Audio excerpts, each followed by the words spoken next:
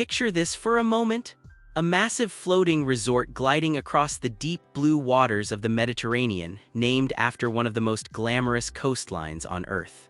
That's the Costa Smeralda, the proud flagship of Costa Cruises, and today this ship gets the full review treatment from someone who's spent plenty of time exploring what the big cruise lines have to offer. Launched in late 2019 from the Meyer Turku shipyard in Finland, the Costa Smeralda was built to carry an enormous 6,518 passengers across the western Mediterranean. She takes her name from Sardinia's famous Emerald Coast, that stretch of crystal-clear coves and millionaire marinas that has drawn celebrities and sun-seekers for decades. The ship aims to bring a slice of that Italian glamour to the high seas. Whether she actually pulls it off is the real question. So let's break this ship down piece by piece, starting with where guests will be spending their nights and a fair chunk of their time during a week at sea. The Costa Smeralda offers the four main stateroom categories that experienced cruisers will recognize right away. There are interior cabins for budget-minded travelers, ocean view rooms with a window to the sea, balcony staterooms for those who want their own private slice of fresh air, and proper suites for guests willing to splash out on a real upgrade. Interior cabins on a ship like this are usually the smart pick for travelers who plan to spend most of their day exploring ports and onboard venues. They tend to be cozy and well laid out, with the kind of efficient design that big modern ships have perfected over the years. Pricing on third-party booking sites has shown interior cabins on a typical 7-night Western Mediterranean sailing starting around $850 per person, which is genuinely competitive for a flagship vessel. Ocean view rooms add the simple luxury of natural daylight and a glimpse of the horizon, which can make a real difference on sea days when you want to feel connected to the journey. These tend to run roughly $100 per person more than interiors on the same sailings, and most cruisers will tell you it's money well spent. Balcony staterooms are where the experience really opens up, almost literally. Having a private outdoor space to enjoy morning coffee while sailing past the Italian coast is one of those experiences that turns a good cruise into a great one. Expect to pay closer to $1,200 to $1,300 per person for a balcony on a week-long Mediterranean sailing. Suites sit at the top of the pyramid, starting around $2,100 per person on those same itineraries. While the official technical details for the Costa Smeralda's suites aren't widely published, the general expectation on a modern flagship is significantly more square footage, premium bedding, upgraded bathroom finishes, and often added perks like priority boarding and dedicated dining access. What's worth noting is that Costa, like most big contemporary lines, designs cabins on newer ships with families in mind. On a ship carrying over 6,000 passengers, you can reasonably expect connecting cabin options, accessible rooms designed for guests with mobility needs, and family-friendly configurations that can sleep 3 or 4. That flexibility matters enormously if you're traveling with kids or with multiple generations. Now let's talk food, because on any Italian-flagged cruise line, this is where things get genuinely interesting. Costa Cruises has built its reputation on bringing authentic Italian flavors to sea, and the Costa Smeralda is meant to be the showcase of that culinary philosophy. While the specific venue names and menus on this particular ship aren't all publicly detailed, what cruisers can generally expect on a Costa flagship is a layered dining lineup. There's almost always a large main dining room serving multi-course meals with rotating menus, a buffet venue that runs from morning until late at night, and a selection of specialty restaurants that carry an extra cover charge. The main dining experience on Costa ships typically leans heavily into Italian classics. Think fresh pasta, regional sauces, antipasti spreads, and proper Italian-style coffee culture throughout the day. This is the kind of cruise line where you can actually expect espresso to be taken seriously, which is no small thing for caffeine-loving travelers. Specialty restaurants on a ship of this size and ambition usually include steakhouse-style options, premium Italian dining concepts, and often something more international like sushi or a teppanyaki experience. These venues are where Costa tries to compete head-on with the premium experiences offered by other contemporary lines, and the extra fee tends to be reasonable compared to the upcharges on American-based cruise brands. The buffet on Costa ships is genuinely worth visiting even if you usually avoid buffets. The pizza stations in particular have developed something of a cult following among regular Costa cruisers, with hand-stretched dough and proper wood-fired flavor that puts most land-based chain pizza to shame. Pasta stations cooked to order are another consistent highlight. Bars and lounges are scattered across the public decks, ranging from casual poolside spots serving cocktails and beer to more sophisticated evening lounges with live music. Drinks packages are available, and they tend to be more affordable than the equivalent options on American lines, which makes the math much easier for guests who enjoy a glass of wine with dinner and a cocktail before the show. Themed dinners and Italian-style food events pop up throughout most sailings, celebrating regional cuisines from across Italy or hosting gala evenings with elevated menus.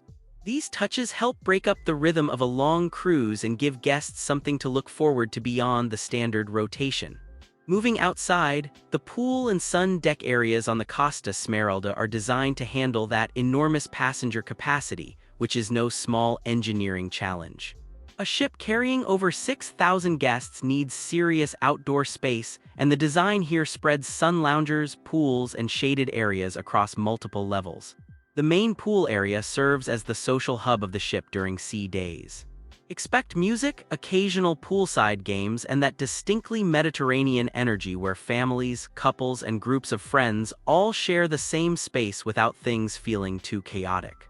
Big screens often broadcast events and entertainment over the main pool, turning the deck into an open-air theater after dark. Whirlpools and smaller dipping pools are scattered around the ship's outdoor decks, giving guests options when the main pool gets busy. This kind of distribution matters on a vessel this large, because nobody wants to wait 20 minutes for a free lounger on the one day the sun decides to shine. Adult-focused outdoor spaces are typically part of the layout on modern Costa ships, providing a quieter retreat for guests who want a break from the family-friendly buzz of the main pool. These tend to be among the most prized real estate on the ship, especially for couples celebrating anniversaries or honeymoons. For families with younger children, splash areas and shallow play zones are usually part of the outdoor offering on a flagship of this scale. Kids burn through enormous amounts of energy in water, and giving them their own dedicated space keeps everyone happier, including the parents trying to relax nearby. When it comes to keeping guests entertained beyond the pool deck, the Costa Smeralda follows the contemporary big ship playbook of trying to be a floating entertainment district. There's a strong emphasis on shows, music, and Italian-style nightlife that runs late into the evening. Production shows in the main theater are a staple, with performances ranging from musical revues to dance spectacles and visiting artists. Costa has historically leaned toward European-style entertainment that focuses on visual spectacle, costume, and music, which feels distinct from the Broadway-style productions you might see on American-flagged ships. Live music venues spread across the ship offer everything from acoustic guitar sessions in quiet lounges to full bands playing dance music into the early morning hours. The Italian approach to evening socializing means many lounges stay active far later than equivalent spaces on other lines, which suits guests who like to make the most of their nights. Fitness facilities on a flagship of this size are typically extensive, with cardio machines facing ocean views, weight training equipment, and dedicated studio spaces for group classes. Running tracks on outdoor decks let guests stretch their legs in the sea breeze, which is one of the small pleasures of cruise life that never gets old. Sports and active facilities can include multi-purpose courts, jogging areas, and various deck games. The exact lineup on the Costa Smeralda isn't fully detailed in public-facing sources, but the general expectation on a ship of this scale is plenty of options for guests who don't want to sit still. Cultural and educational programming has long been a quiet strength of Italian cruise lines. Cooking demonstrations, wine tastings, and regional cultural events tied to the ports being visited give guests a deeper connection to the destinations rather than just treating ports as photo stops. For wellness, the Costa Smeralda includes a dedicated spa area that follows the broader Costa approach to relaxation and renewal. While the specific spa brand, treatment menu, and technical layout aren't laid out in detail in public sources for this exact ship, modern Costa flagships are known for offering full-service spa experiences. That typically means a menu of massages ranging from classic Swedish techniques to deep tissue and aromatherapy options, plus facials, body wraps, and various beauty treatments. Couples treatments are usually available for those wanting to share the experience. Thermal areas are a strong tradition on European-flagged ships, often including saunas, steam rooms, and heated relaxation loungers. These thermal suites tend to be sold as day passes or weekly access, and for guests who appreciate that kind of wellness ritual, the upgrade is often worth every cent. Fitness classes ranging from yoga and Pilates to spin and high-intensity sessions are typically offered throughout the cruise, sometimes for an extra fee and sometimes included. Sunrise yoga on the open deck is one of those experiences that sticks with guests long after the cruise ends. Beauty services like hair styling, manicures, and similar treatments round out the wellness side. These are particularly popular before formal evenings, gala dinners, and special occasions on board. For families with kids and teens, a ship that carries over 6,000 passengers absolutely needs robust youth programming, and Costa has developed its kids and teens clubs across decades of catering to European family travelers. While the exact club names and full program details for the Costa Smeralda aren't fully published in available sources, the general structure follows age-based groupings. Younger children typically get a colorful, supervised environment with games, crafts, and activities tailored to short attention spans. The space is designed to feel like a holiday for them, not just a babysitting service, which means parents can actually relax knowing their kids are genuinely enjoying themselves. Older children move into clubs with more active programming, including sports activities, themed games, and group challenges.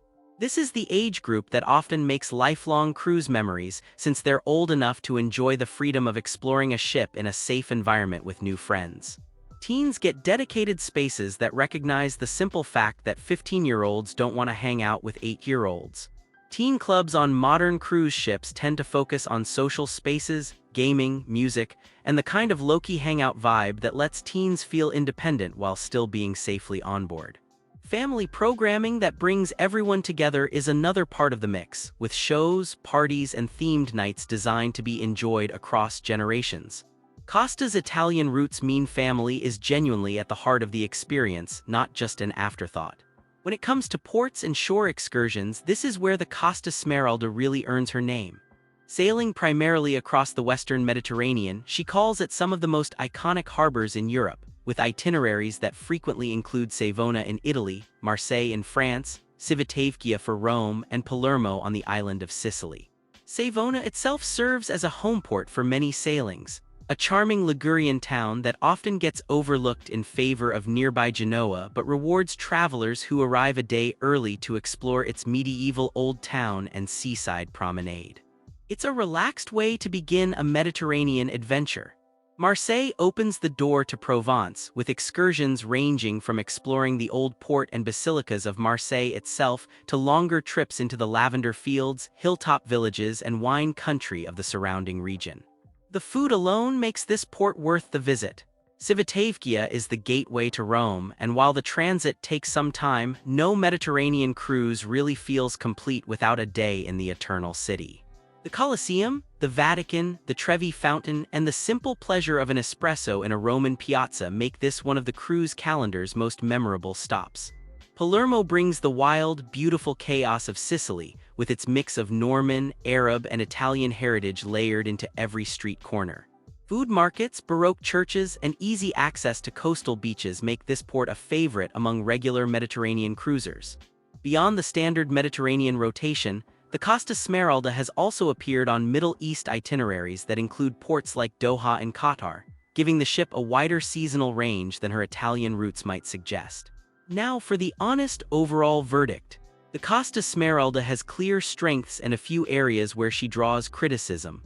On the positive side, she delivers an authentically Italian experience at price points that often undercut American-flagged competitors offering similar amenities.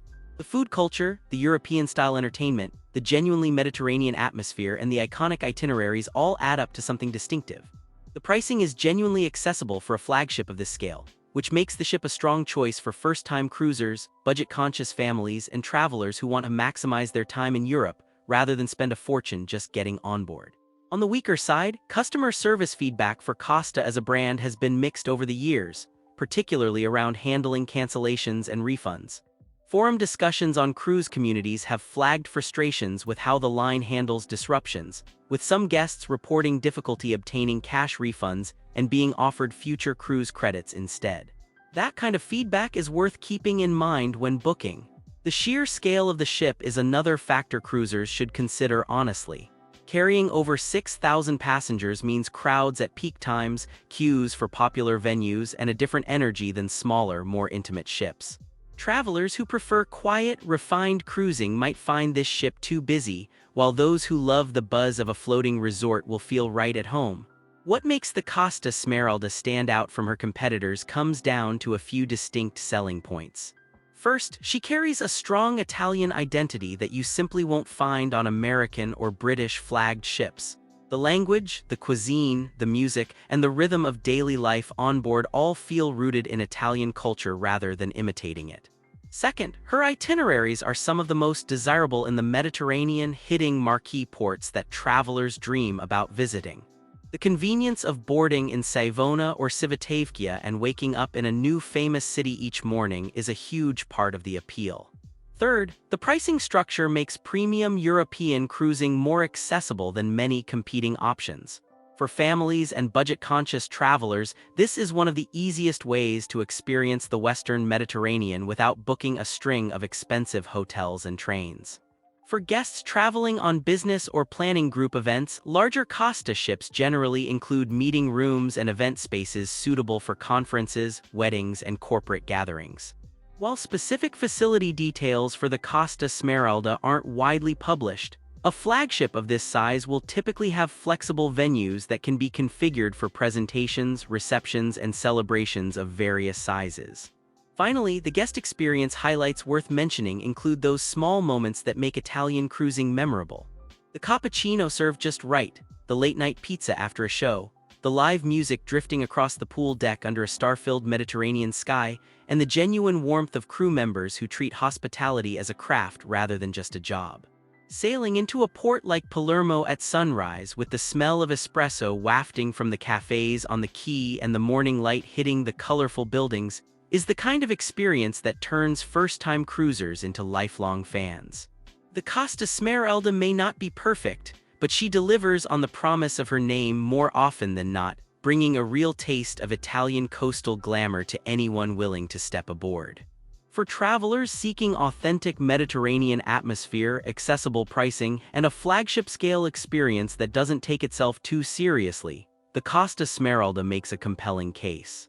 Just go in with realistic expectations about scale and service, and you might find she leaves you with the kind of holiday memories that keep pulling you back to the sea.